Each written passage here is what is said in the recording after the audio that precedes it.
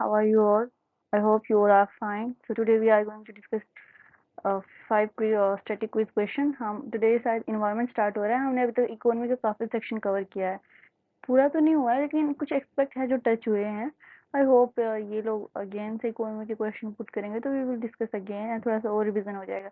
आज environment है. अगर मेरे पास टाइम हुआ however इस Diwali is coming, otherwise I would discuss your whole environment with you all. Let me try it. Okay, actually na it's a difficult thing of making these PPT, or also there's other things to do, but let me think or let me try to do. हम अलग से environment को discuss कर लेंगे from beginning to end. Question के साथ तो discuss हो ही जाता है, थोड़ा बहुत क्वेश्चन जब डिस्कस करते हैं तो चीज़ें थोड़ी टच हो जाती हैं और दिमाग में रहता है कि वही क्या क्या हमने स्टडी किया है. So let's move to the first question. Here is the first question. Question number 1. Consider the following statement. Ecotone is a zone of junction between two or more diverse ecosystems. Okay. Ecotone is always larger than biome. Number 2. A well-developed ecotone may contain some unique organism which might be absent in adjacent ecosystem. देखो ecotone क्या होता है पहले हम याद देख लेते हैं. एक ये एरिया है, ठीक है, मान लो ये कोस्ट जो क्या बोलते हैं कोस्टल, ये लैंड रीजन है, टेरिटोरियल है, ये वाटर रीजन है. जब ये दोनों कंबाइन होते हैं तो एक जैसे ना इन दोनों का मिक्सचर, एक कॉम्बिनेशन सा क्रिएट होता है, राइट. तो ये वही पूछ रहा है क्या ये ऐसा कुछ है कि डाइवर्स इकोसिस्टम जब कनेक्ट होते हैं तो उसको इकोटोन बोलते हैं. हाँ ये तो है. इकोटोन ये होगा ये वाला. तो यहाँ पे जो स्पीशीज होती है ना उसमें जैसे इस तरह एक पर्टिकुलर टाइप की स्पीशीज है, इस तरह एक पर्टिकुलर टाइप की स्पीशीज है, तो ये जो एरिया होता है ये डिफरेंट टाइप का जो रीजन बन जाता है उसमें थोड़े से उनमें यूनिक कैरेक्टरिस्टिक डेवलप हो जाते हैं स्पीशीज में, तो एक unique type of species create हो जाती है यहाँ पे. इसमें जो एग्जाम्पल देते हैं बंगाल टाइगर का एग्जाम्पल देते हैं यहाँ पे, ठीक है. तो वेल डेवलप्ड इकोटोन में contain some unique organism which might be absent in the, ये भी ट्रू है. Ecotone is larger than biome. I don't think so it is true. Okay, so actually I forgot. तो I mean I would say कि मुझे लगता है यही सही है. अगर आपको इसका जो राइट आंसर पता है तो please mention the comment box. However, no one is watching and that is totally fine. Which of the following is the most appropriate analogy regarding the relation between protected area and biosphere? देखो एक होता है national park और एक होता है wild life sanctuaries और एक होता है बायोस्फीयर. ये बायोस्फीयर का जो है वो मैन एंड बायोस्फीयर यूनेस्को का प्रोग्राम भी है, मैन एंड बायोस्फीयर वाला. तो उसी की शायद वो होता है बायोस्फीयर में ही होता है एक कोर एरिया, आई थिंक एक बफर जोन होता है और इसके तीन एरिया होता है. मुझे रिकॉर्ड नहीं कर पा रही क्योंकि इन्वायरमेंट को टच किए हुए काफ़ी टाइम हो गया. वन इज कोर होता है शायद, ये ट्रांजिशन एरिया होता है आई थिंक, और ये शायद बफर एरिया होता है. आई एम नॉट श्योर ये बफर एरिया होता है या ये ट्रांजिशन एरिया होता है. सो जो रिलेशन प्रोटेक्टेड एरिया और बायोस्फीयर में है ऐसा ही रिलेशन इनमें से किस में है? A tree in forest of course. Protected area छोटा सा पार्ट होता है ना पूरे से फेयर में, तो फॉरेस्ट में भी एक छोटा सा पार्ट क्या है, ट्री है. तो ये हम कंसिडर करेंगे और तो कुछ नहीं है. तो आई वुड से दिस.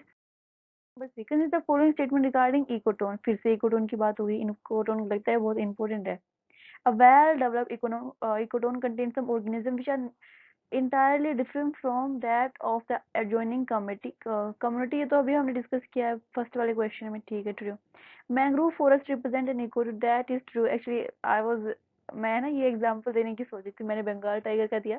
मैं मैंग्रोव की एग्जांपल भी देने की सोच रही थी कि जो मैंग्रोव डेवलप होते हैं कहाँ डेवलप होते हैं, ना तो कम्प्लीटली कोस्टल रीजन है ना ही वो पूरा टेरिटोरियल रीजन है. जो उनका जो इकोटोन एरिया तो जहाँ दोनों चीजें कंबाइन होती है वहाँ मैंग्रोव आपको मिलेंगे. Number 3, the organism which occur primarily or most abundantly in this zone are known as a age species. हाँ शायद एज इफेक्ट भी बोलते हैं ना उसको, edge effect. Not able to recall, but ये मैंने ये ऐसा ना कि you have read somewhere but not able to recall the exact statement. तो हम ये भी ट्रू कर देंगे और हम मार्क करेंगे all three. If you know the right answer please mention the comment box. Question number 4. Arrange the following ecosystem in the decreasing order of biomass productivity.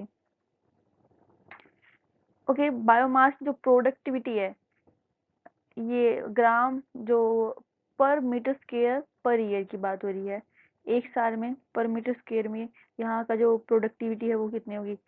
Tropical rain forest की ज़्यादा होती है, open ocean की ज़्यादा होती है, coral reef की ज़्यादा होती है, स्वैम्प या मार्शेस की ज़्यादा होती है। प्रोडक्टिविटी एक मान लो ये एरिया है, जहाँ तक मुझे लगता है। Okay, I not sure, I would say first I would consider 1,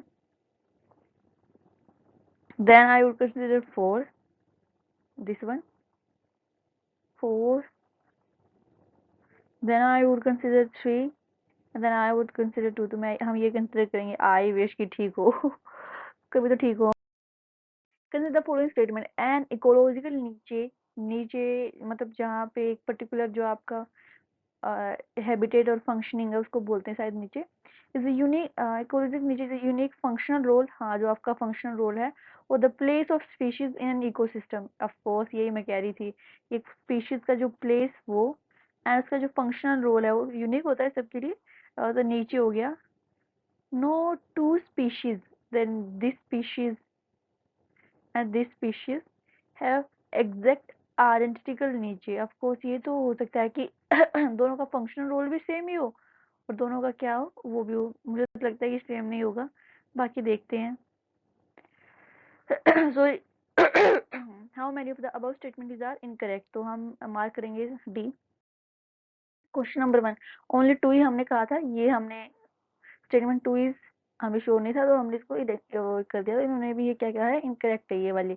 तो बाकी तो ये हमने डिस्कस कर लिया, इसमें से आपको कुछ नहीं मिलेगा कि हम, मैं कह रही हूँ कि हम इन्वायरमेंट की वीडियो अलग से डिस्कस कर लेंगे, इससे कहीं ज़्यादा इंटरेस्टिंग होगी वो वीडियो, हम स्टार्टिंग से डिस्कस करेंगे, एक एक चीज़ को डिस्कस करेंगे, don't you worry people, we will do it together, okay.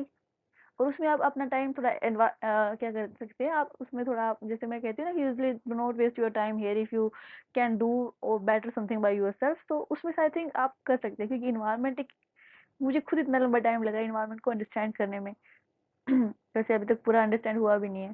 So let's ये क्या कह रहे हैं देखते हैं।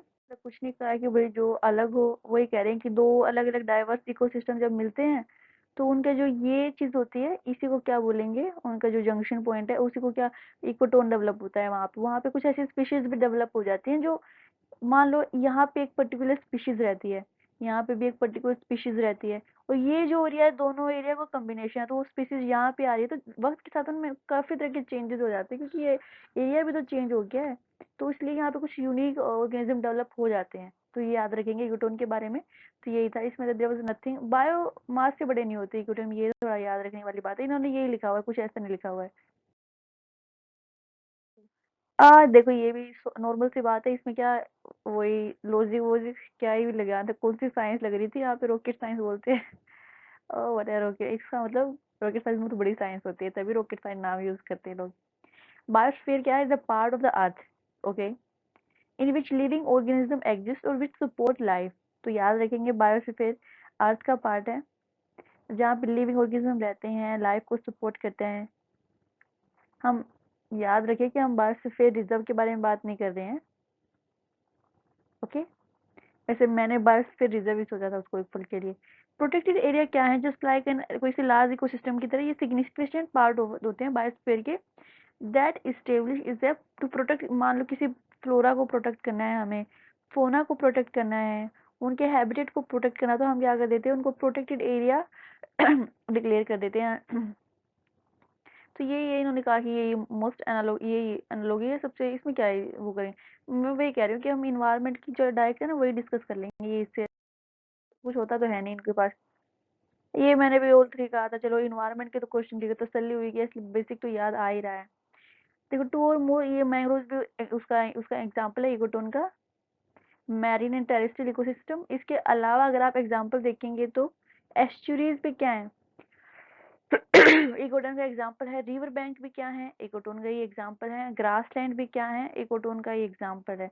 ना तो ये कम्प्लीटली फॉरेस्ट है और ना ही ये कम्प्लीटली डेजर्ट है, तो क्या है ये ग्रासलैंड, क्या है तो यहाँ पे भी पहली बात, तो यहाँ पे भी क्या होंगी, मोर डाइवर्स स्पीशीज होंगी जो ना तो फॉरेस्ट में मिलेंगे आपको ना डेजर्ट में मिलेंगी। ऐसे काफी सारी स्पीशीज आपको मिल जाएंगी ग्रासलैंड में। क्यों? क्योंकि ये इकोटोन है। इकोटोन की कैरेक्टरिस्टिक देखो, सबसे पहले ये नैरो भी हो सकते हैं, वाइड भी हो सकते हैं। नंबर 3,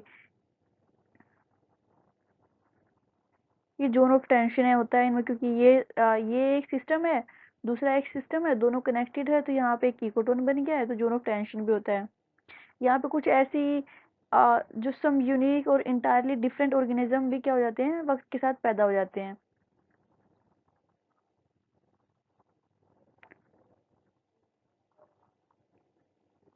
दो तरह के डाइवर्स इकोसिस्टम मिलते हैं, तो जो एरिया क्रिएट होता है उसमें कोई ऐस कई बार क्या होता है कि पर्टिकुलर स्पीशीज कुछ ज़्यादा ही उसकी डेंसिटी भी इंक्रीज कर जाती है, नंबर ऑफ स्पीशीज भी वो इंक्रीज कर जाती है, तो इसी को एज इफेक्ट बोलते हैं। और जो प्राइमरली ओक्योर होती हैं और मोस्ट अबंडेंटली होती हैं इस जोन में, उनको क्या बोलेंगे, एज स्पीशीज बोलेंगे।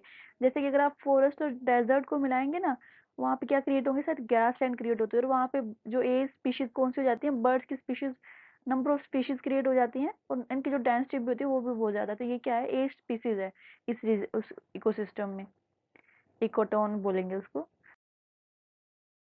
पर ये तो हो ही गया, there is nothing to explain. Okay, arrange the following ecosystem in decreasing order of biomass productivity.